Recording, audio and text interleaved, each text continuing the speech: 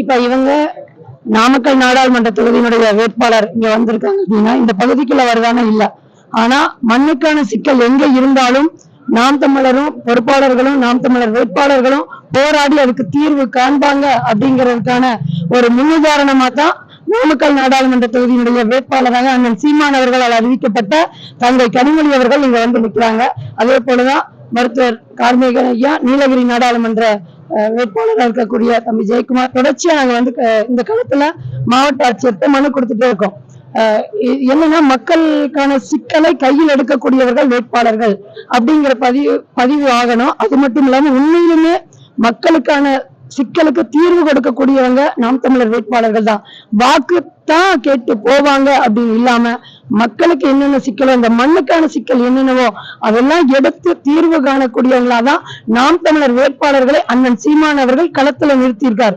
ஆணுக்கு பெண் சமம் இல்ல, ஆணும் பெண்ணும் சமம் என்றுதான் இன்றைக்கு மற்ற கட்சிகள்லாம் பேரம் பேசிட்டு இருக்கு. கூட்டணி போடலாமா வேண்டாமா? தனிப்பட்ட ஒரு கட்சியோட என்னங்கிறாங்க, இல்ல 6 தொகுதிக்கு நம்ம போட்ட காசு எடுக்க முடியுமான்னு தெரியல, நம்மள சட்டமன்ற தேர்தல் நின்னுக்கிறாங்க. இப்படி எல்லாம் வெளிப்படையா பேசிக்கொண்டிருக்கிற நேரத்துல தொடர்ச்சியாக திங்கள் தோறும் மாவட்ட ஆட்சியர் திருப்பூர் மாவட்ட ஆட்சியரை சந்திச்சு அங்க வேலம்பட்டி சுங்கச்சாவடியை நீக்கணும், அங்க 5 வேட்பாளர்கள் சேர்ந்து பொறுப்பாளர்களோட போனோம். இங்கேயும் வந்து சென்ற வாரத்துக்கு முன்பு இங்க ஈரோடு மாவட்ட ஆட்சியரை சந்திச்சு அதுக்கு தீர்வும் கிடைச்சிருக்கு. அதே போலதான் இன்றைக்கும் வந்து பெருந்துறை சிப்காட் முதல்ல மக்கள் கிட்ட சிப்காட் வருவதற்கு முன்னால 2250 ஏக்கர் விளைநிலங்கள் இந்த வெயில் காலத்துல வெள்ளரி அப்படி விளைஞ்சு கிடந்த பகுதி தமிழகம் முழுக்கமே இங்கிருந்து வெள்ளரி வந்து கொண்டு போய் சேர்த்து மக்களுக்கு பயன் தரக்கூடிய வகையில இருந்தது. ஆனால் அவங்க என்ன கையெழுத்து வாங்குறாங்கன்னா, நீரை நிலத்தை காற்றை மாசுபடுத்தாத தொழிற்சாலைகள் வேலை வாய்ப்புக்காக நாங்க கொண்டு வர்றோம் அப்படிங்கும் போது அந்த விவசாயிகள் வந்து அதை நம்பி கொடுக்கறாங்க. ஆனால் இப்போ என்ன ஆகுது பாத்தீங்கன்னா, பெரிய பாதிப்பு, அங்க வாழவே முடியாதுன்னு நீண்ட தொலைவில் இருக்கக்கூடிய கிராம மக்கள் எல்லாம் புலம்பெயர்ந்து எங்கேயாவது போயிருவோங்கிற நிலைக்கு தள்ளப்பட்டிருக்காங்க. இது வந்து தொடர்ச்சி அங்க இருக்கக்கூடிய இளைஞர்கள் மக்கள் எல்லாமே போராடிட்டு வராங்க. ஆனா தீர்வு கிடைக்கல.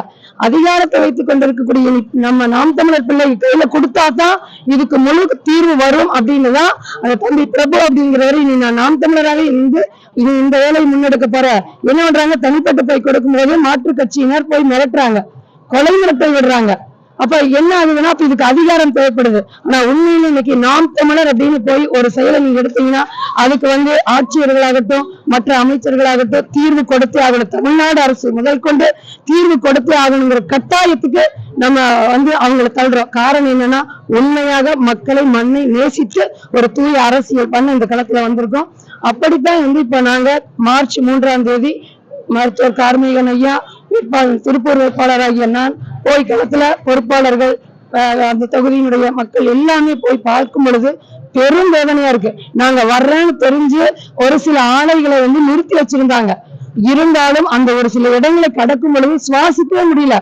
அதாவது உயிர் போயிடும் அப்படிங்கிற நிலைமைக்கு தள்ளப்படுகின்ற ஒரு நிலைதான் அந்த இது இருக்கு. நல்லான் ஓடை அதுல வந்து அந்த குளம் குட்டைகளுக்கு நீர் நிரம்பி அதனால சுற்று வட்டத்தில் இருக்கக்கூடிய கிராம மக்கள், அதுல இருக்கக்கூடிய ஆடு மாடுகள், சிறு குறு விவசாயிகள் எல்லாம் பெரிய அளவுல பயன்பட்டு வந்தது. ஆனால் இன்னைக்கு என்னாச்சு, அந்த நல்லான் ஓடையில சாயக்கழிவு நீரை விடுறாங்க, சுத்திகரிப்பு செய்யறதே இல்லை, மாசு கட்டுப்பாடு செய்யறதே இல்லை. அப்போ இத்தனை இருக்கக்கூடிய அரசு என்ன செய்யுது, ஒரு தலைக்கவசம் போடல அப்படின்னா நீங்க என்ன பண்றீங்க, அப்பவே பிடிச்சு நிறுத்தி நீங்க ஒரு அவனுக்கு கட்டணத்தை கொடுன்னு சொல்லக்கூடிய அரசுக்கு கீழே இயங்கக்கூடிய அதிகாரிகள் அந்த அரசு என்ன பண்ணணும், மாசு கட்டுப்பாடு சரியா நடக்குதா, அது சரி செய்யறாங்களா, சாயக்கழிவு சுத்திகரிக்கப்படுதான்னு பார்க்கணும். அது ஏன் பார்க்கல அப்படிங்கறது எங்களோட கேள்வியா இருக்கு. தமிழ்நாடு அரசு குறிப்பா திமுக அரசு இப்போ ரெண்டுமே இதுக்கு முன்னால இருந்த அதிமுக அரசு சரி இப்ப இருக்கக்கூடிய திமுக அரசு அதை செய்யவே இல்லை. ஆனா நாம் தமிழர் பிள்ளைகள் அப்படி எல்லாம் அங்க போய் முழுமைய தீர்வு, அது அங்க இருக்கக்கூடிய சிக்கல் என்னன்னு முதல் பாக்குறோம். எல்லா பகுதிகளுக்கும் போறோம். அந்த தண்ணியை பார்த்தீங்கன்னா அதெல்லாம் புகைப்படம் இருக்கு. அந்த தண்ணியை பார்த்தா பெரும் வேதனையா இருக்கு. அதனோட டிடிஎஸ் அளவு 10,375 7,250 இப்படி வருது. தங்கச்சி சொன்ன மாதிரி 300 அப்படிங்கறதே வந்து இன்னைக்கு ஒரு சரியானதுதான். எவ்வளவு வித்தியாசம் இருக்கு, இதை குடிச்சா என்ன ஆகுறது? அப்போ இதெல்லாம் வந்து மாற்றணுங்கிறதுக்காக தான் இன்றைக்கு தொடர்ச்சியாக மக்கள் ஒரு பக்கம் போராடினாலும் நாம் தமிழர் வேட்பாளராக நிக்கிறவங்க மக்களுக்கான சிக்கலை, மண்ணினுடைய சிக்கலை ஆட்சியரிடம் எடுத்து சென்று அதுக்கு தீர்வு காணணுங்கிற வகையில நாங்க மொத்தமா நாடாளுமன்ற உறுப்பினரான போய் குரல் கொடுப்போம், அது அடுத்து.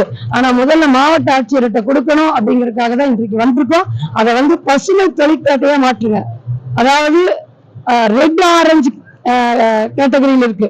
அது பூரா ரெட் ஆரஞ்சு கேட்டகரிங்கிறது என்னன்னா காற்று நீர்னால பாதிக்கப்படக்கூடிய ஆலைகளா இருக்கு. ஆனா அதை வந்து கிரீன் ஒயிட் கேட்டகரிக்கு மாத்துங்க. அதாவது சாப்ட்வேர் கம்பெனிகளை கொண்டு வாங்க, வேலை வாய்ப்பு கொடுங்க. அறிவியல் வளர்ச்சி வேண்டாம், தொழிற்சாலைகளை வேண்டாம்னு சொல்ல, ஆனால் உற்பத்தி நடக்கக்கூடிய இந்த மண்ணை, நீரை, காற்றை மாசாக்கக்கூடிய, மலடுபடுத்தக்கூடிய எந்த தொழிற்சாலையும் வேண்டாம், முற்றிலுமாக அற்றப்படணும். அப்படிங்கறதுனாலதான் இன்றைக்கு மீண்டும் வந்து ஈரோடு மாவட்ட ஆட்சியர் இடத்துல நாங்க 4 வேட்பாளர்களை வந்து இந்த இதை கொடுத்திருக்கோம். பவானி சாகர்ல இங்க நெய்யலாறு காணாம போச்சு. அதே போல பவானி சாகருக்கு பக்கத்துல அமைய இருக்கின்ற சிப்காட் தொழிற்சாலையும் நீங்க வந்து வரவே விடாம தடுக்கணும். தமிழக அரசு அதை கொண்டு வருவதற்கான பல முயற்சிகள் எடுத்துட்டு வருது. அதுக்கு 3000-4000 விவசாயிகள் குடிவேரி அணைக்கு பக்கத்துல கடந்த 6-7 மாதங்களுக்கு முன்பு போராடணும். கூடவே நாம் தமிழர் கட்சியும் ஒருங்கிணையா நின்று போராடணும். அது வந்தா என்ன ஆகும்னா பவானி ஆறு முழுக்க காணாமல் போகும். குடிக்க கூட தண்ணி இல்லாத நிர்கதியற்ற ஒரு ஏவியாக நம்ம தூக்கி வீசப்படுவோம். முழுமையாக அந்த பவானி சாகர் அணைக்கு பக்கத்துல அமையவிருக்கின்ற சிப்காட் தொழிற்சாலை வரக்கூடாது. பெருந்துறை சிப்காட் தொழிற்சாலையை பசுமை தொழிற்பேட்டையா மாற்றணும் அப்படிங்கிற கோரிக்கையை வச்சுதான் நாங்க இன்றைக்கு ஈரோடு மாவட்ட ஆட்சியரை சந்திச்சு மனு கொடுத்திருக்கோம்.